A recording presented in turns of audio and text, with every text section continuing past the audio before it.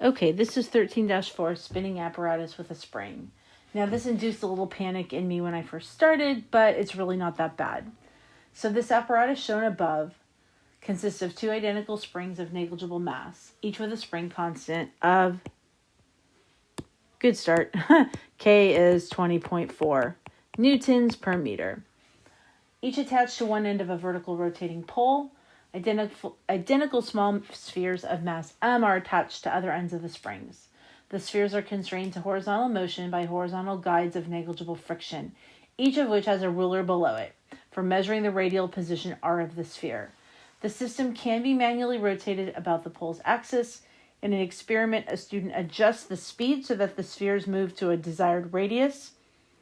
For each of the values of r's, the student measures the rotational period. The student's partially completed data table is shown below. The length of each unstretched spring is L is 15 centimeters. So we're going to have to figure out that third data point, okay? So we know that the acceleration that this mass is going to experience is v squared over r. That's one column we need to fill out. But we don't have the velocity here. We only have the period. So we have to remember that when we have something that's rotating, that the velocity is 2 pi r over t. So I'm going to redo this. Acceleration is equal to, I'm going to write 4 pi squared r squared over t squared. And then I'm going to bring this r here. Okay, now canceling out one of the r's gives me 4 pi squared r over t squared. That's my acceleration. So I'm going to plug that in for trial number 3. I'm going to plug in the radius and the period for that, and I'm going to get an acceleration of 33.7 meters per second squared. So I plug in an r of 0.24 meters, and I plug in a period of 0.530 seconds. So that's the acceleration. And we need the force, all right? And so we know that force is equal to K times X. RK is 20.4 newtons per meter. Now, remember, X is the distance the spring is stretched, not the radial position. So I have to go 0.24 meters, and I've got to subtract out the 15 centimeters of the spring. Okay, that gives me a net force of 1.84 newtons. That's the answer for part A. 4 points there, 5 points there. 1 for a correct expression for centripetal acceleration. 1 for evaluating velocity in terms of t. 1 point for the correct acceleration. 1 point for a correct expression of the force. 1 point for substituting for the stretch of the spring and getting the correct answer. So 5 points for part A. Part B. On the axes below, plot the data points for the spring force as a function of the acceleration. Label the axes, including the scale.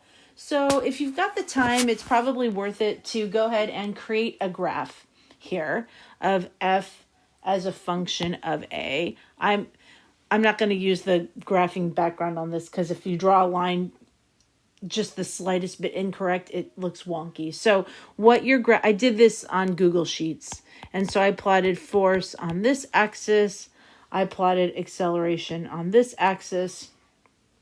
I took the data and I got a line, and then I made Google Sheets show me the equation of the line, and I got a slope of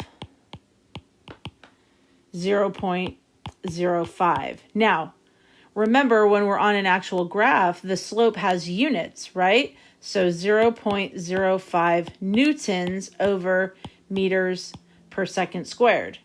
And if you realize that a newton is a kilogram meter per second squared, the meters per second squared cancel out. And so your slope is actually 0.05 kilograms, right? That's what they ask you for in part 1. What's the slope of the line? And then in part 2, they say, well, what does that represent? If you've done the units correctly, you know it represents the mass of the object, right? You also could figure this out just by using Newton's second law here. If you graph F versus A, well, M is the slope, all right? So whichever way you slice it, those are the answers to part C. So we get 2 points for part C. Oh, sorry, part B is the actual plot, all right? 4 points for that. 1 point for labeling both axes with variables and units. So force in newtons, acceleration, oops, my bad here, in meters per second squared.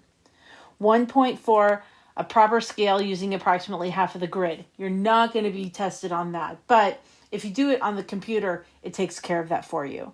1 point for correctly plotting the data, and then 1 point for drawing the best fit curve. That's 4 points for part B. Part C, we get 1 point for finding the slope with units, and 1 point for realizing that this is the mass of each sphere. All right, now they're going to do something a little bit different. One sphere and one spring are removed, and now it's going to be hung vertically, so it's suspended from the spring.